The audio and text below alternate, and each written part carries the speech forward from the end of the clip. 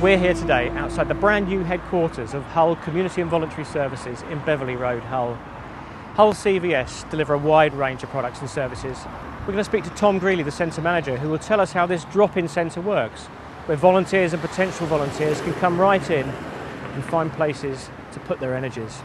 We're going to go out to two places. We're going to go to Ainthorpe Parent and Toddler Group, and we're going to go to Wansbeck Allotments and see how both those projects, funded by Hull CVS, have really helped their local communities.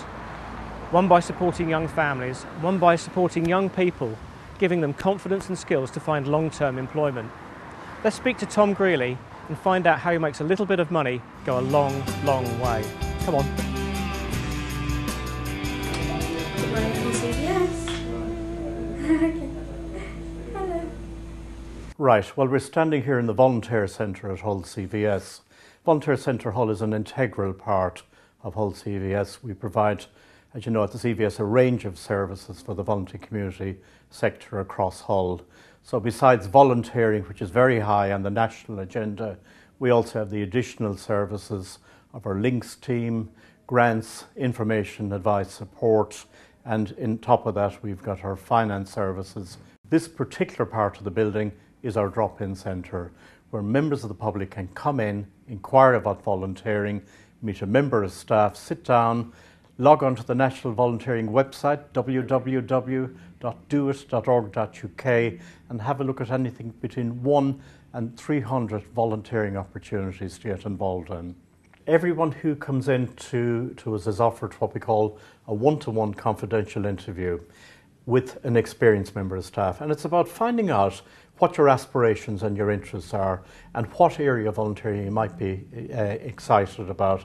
There's about 23 different headings of things you can do as a volunteer, and the role of the volunteer advisor in these interview rooms is to talk to you, find out where you're coming from, what you want to do.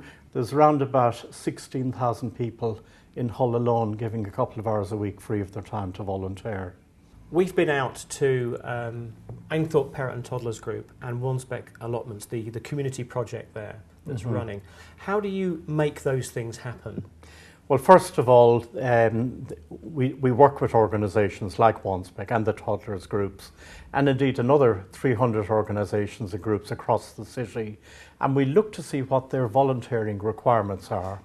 We carry out what's known as a volunteering health check, look at their policies and procedures to support volunteers, and we provide training for those who manage volunteers.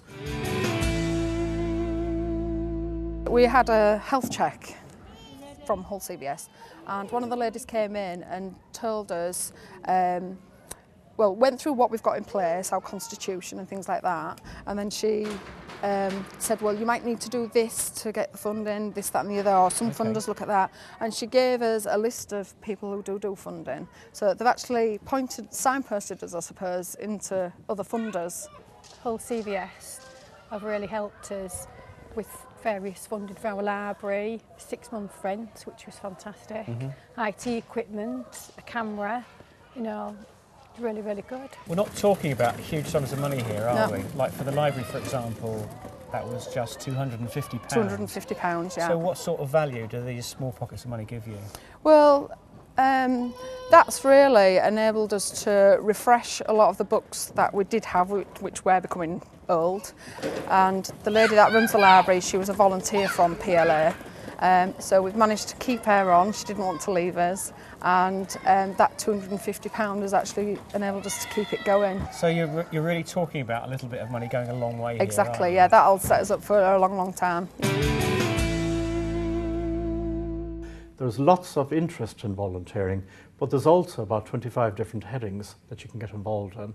So in the case of the allotments group, there's a lot of interest at the moment, particularly spring coming up, around horticulture, environmental issues. There's also lots of interest around working with young people. We started by trying to improve the site and getting funding. First of all, we got equipment for the plot holders, obviously, that was our initial thing, and now we're improving the site. When it's up and running, we're hoping to access people that perhaps couldn't do a garden, haven't got a garden, perhaps live in one of the bungalows, one of the older people retired who love gardening. But obviously the council keep their gardens. We're after targeting community groups in the local area that would like to come down perhaps once a week and have a little hour doing and socialise. People come on and see half a plot or even a full plot, and Yes. it can be very daunting. This is come and have a go, have a try if you like it. You can stay on there if that is enough for you, if that's all you're capable of doing. You can stay on the community plot as long as you like, but if you want to develop from that, you can come onto the site and perhaps have half a plot and really get involved. The Community Task Force have been set in place to help with the Wansbeck Allotment Association.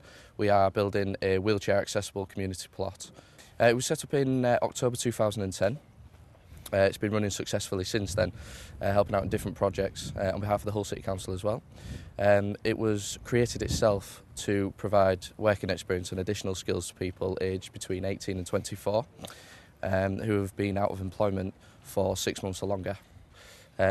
Gets them back into a working routine, which is always good because obviously, as you know, after a couple of months or so being unemployed, you can lose motivation quite quickly.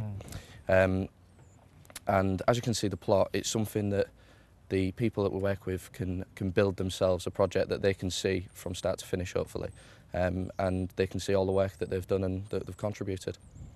Some have found employment before they've actually finished the course, so that's how successful it's been.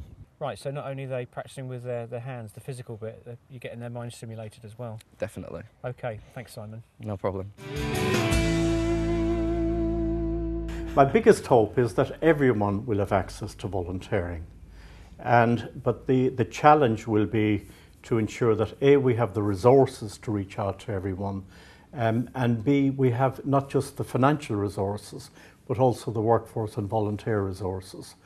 Every government minister talks about the big society, and whilst the big society is great, in essence, it doesn't work unless people are prepared to give the time. But the volunteering isn't free and it's not cheap. And there needs to be that realisation that to make all of this work in the big society, money needs to be invested in volunteer management and volunteers. Tom, thanks very much for talking to us today. Thanks Been a real very pleasure. much. All it takes for anything to happen is for people to give a little bit of time and energy. We've seen how Hull CVS support the local and community voluntary sector right across Hull. We've seen how a little bit of funding makes a real difference. A new library at Ainthorpe Parent and Toddler Group. We've seen how the idea of healthy living is being supported at Wansbeck Allotments and how they're giving hope, skills, confidence and real qualifications to get young people out into long-term employment. As Hull CVS themselves say, it's helping you make a difference.